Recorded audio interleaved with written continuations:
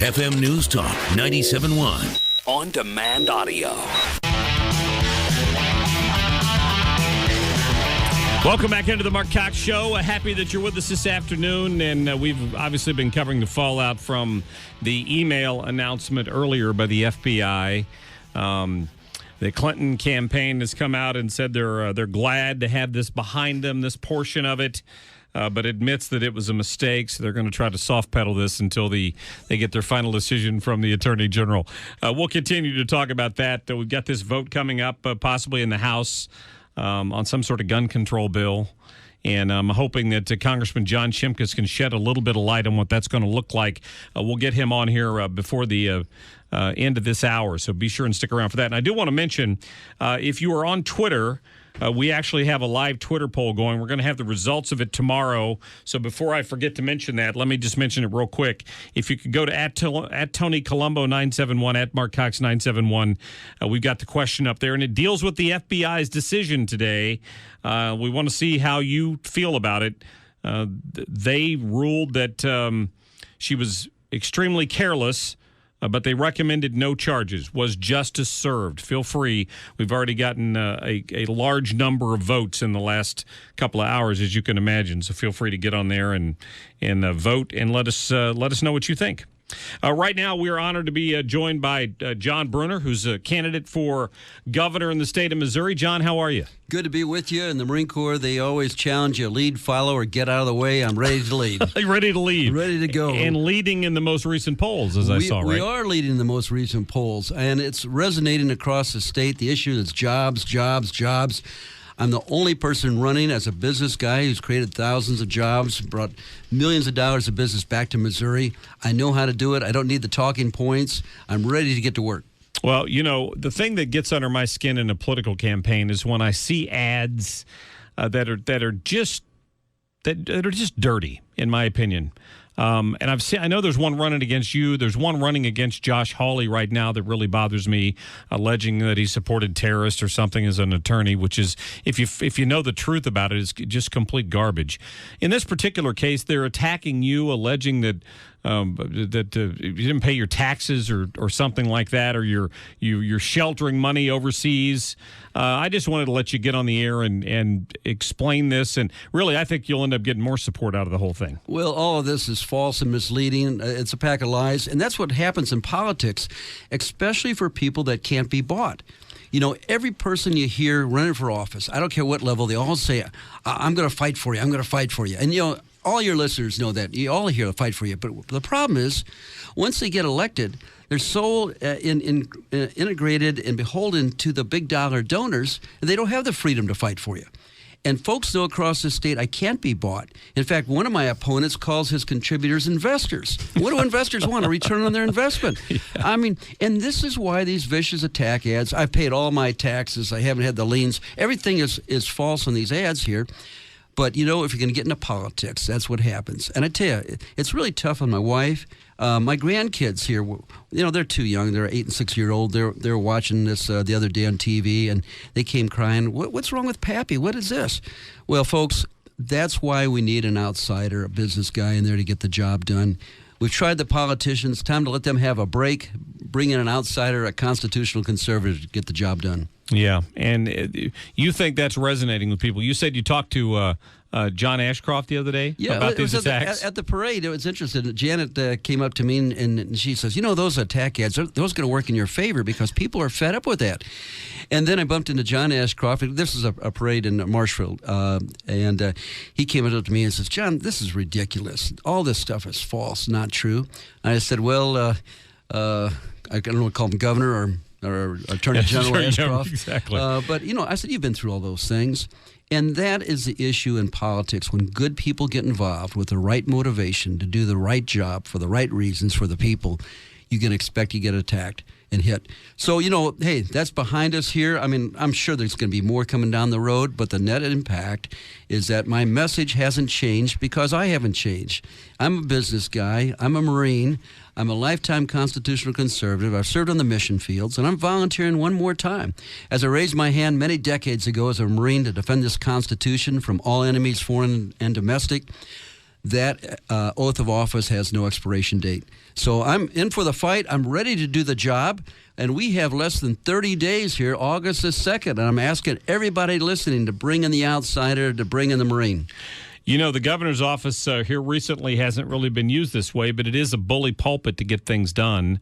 What would you do when you took over that office? First couple of actions. Well, I'd say the first couple of hours, we'd immediately do ethics reform, at least in the executive department here. You know, no more free junkets and golf games and meals and all that kind of stuff is going to go right away because we have to earn the respect of the people. Immediately, I'll start my task force in terms of regulatory reform. I met with the governor of Utah. They're listed best in business 5 years in a row. Now, Utah, who wants to go to Utah? Folks, Missouri is a great state. But you know what they did? They reviewed 2,000 regulations, was able to change 386. That's what I had done in my business. That's how you survive in business, by getting a job done, by finding efficiencies. And it just hasn't happened in government because, unfortunately, a lot of the people are lawyers who get elected, the politicians get elected. Nice, well-meaning people for the most part, but they don't have the skills and experience of running a business, competing against the biggest competitors and winning. Where do you stand on right to work? Well, I tell you, right to work is not the slam dunk answer, but it's a competitive answer. We have to have right to work. And again, my opponents think you pass right to work, everything's going to happen. No, we need tort reform. We're number 4 judicial hellhole in Missouri. I mean, I know your listeners have heard about the baby powder lawsuits, $72 million and $50 million. Come to Missouri. You're number 4 in the nation. Come to Missouri and sue. And Jay Nixon again vetoed some basic tort reform. You know, businesses, farmers, and ranchers are always a lawsuit away. We need to change that. There's some good things happening in Tennessee that we can do in tort reform. So there's a lot of things to do. I'm used to doing it. I've done it. I'm a CEO. I've run a successful business, and we need to take those same skills here. You got to generate jobs from somewhere, right? They don't just well, happen. yeah, we're 47. Here's another factor. You know, St. Louis area, the greater 3 million base of people in this area, we're 175th in terms of job growth. Now, my son is living in Nashville. That's number 6. One of our campaign people from Austin, number 2. We're 175th in job growth. I was taking my daughter back to, they live in D.C., back to the airport 2 Saturdays ago. 4 people in baggage claim. Folks, man, we're going down. we gotta move fast. And I'm ready to do the job and get the job done. Congratulations on the new grandbaby. Huh? Oh, my gosh, is that so exciting? Yeah. This is number 12. It's a boy, and this one is named John Brunner. Imagine that. It's a great name. So we have a thin line. My grandfather was John Brunner. He was the only son. My dad was only his son, John. I was my son. So we're so excited. In fact, I'm heading down right after this show to head down to Nashville, hug the guy, and turn around and come back and get back on the campaign trail. Yeah, that's good. We're talking to John Brunner, who's obviously candidate for a governor in the state of Missouri right now. You watched this news conference this morning, or at least part of it, with the FBI director. What was your reaction? Yeah, I watched it live. It was unfolding. And I tell you, folks, here's what hit me. In the Marine Corps, I had a top secret security clearance. I handled confidential material and gear. I understand the issues. And I tell you, any Marine under my command would have done anything that Secretary Clinton did. I tell you, the Naval Criminal Investigative Service would be right on top of it. This person would be in for a court-martial, and right now would be in Leavenworth. But here's what we have. We have 2 standards. We have a standard for the upper political elite, and we have a standard for the rest of us Americans. And that's why a citizen, that's why a business guy like myself is running for office. I'm tired of the special treatment for the politicians. That's a good point. I was thinking about that because if it was somebody under your command, for example, you would have informed them how to handle classified material, who could see it and who couldn't, and how it could be transmitted. Yeah, we're trained for this.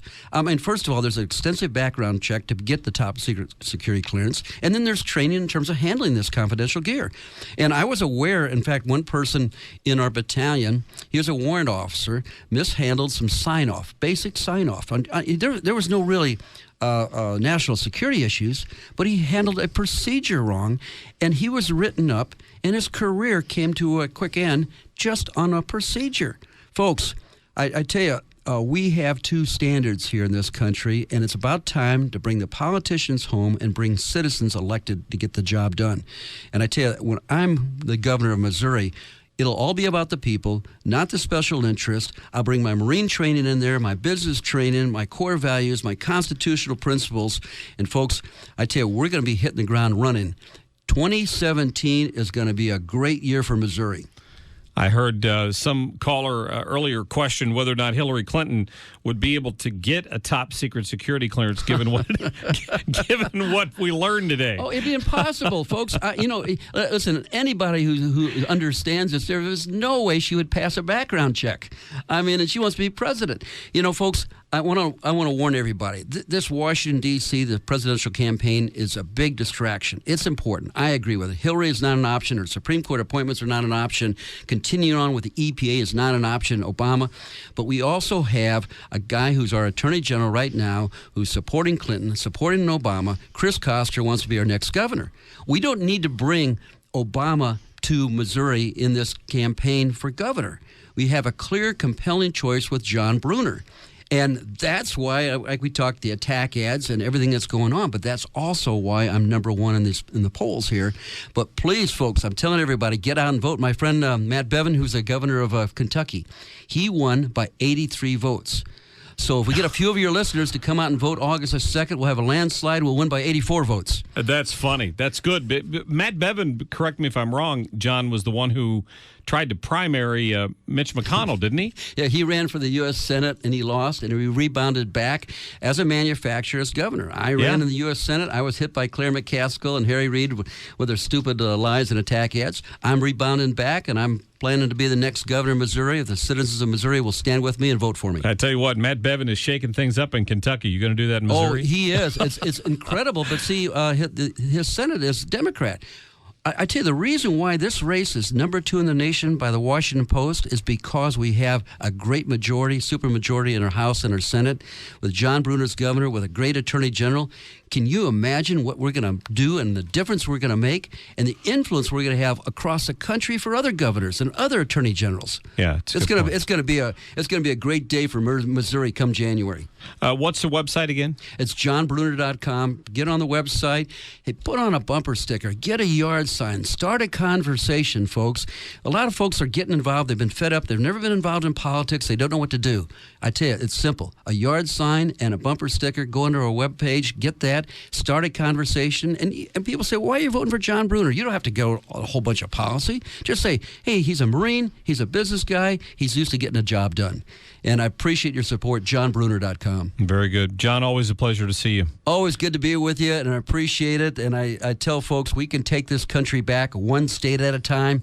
It begins right here in Missouri, and may God continue to shed his grace and mercy on America. Well said. 30 days to go, not long before the election. So thank you for your time. Best of luck with everything. John Brunner there, and we appreciate him coming in. When we come back, we're going to talk to Congressman John Shimkus. He, of course, is going to be in the House voting on whatever this gun control legislation is. They're going to couch it as some sort of homeland security legislation. That could happen as soon as tomorrow. I'm hoping the congressman can give us some insight on that. And, of course, I want to get his reaction to this FBI investigation and findings as well today. 314-969-9797, 866-455-9797. You're listening to The Mark Cox Show.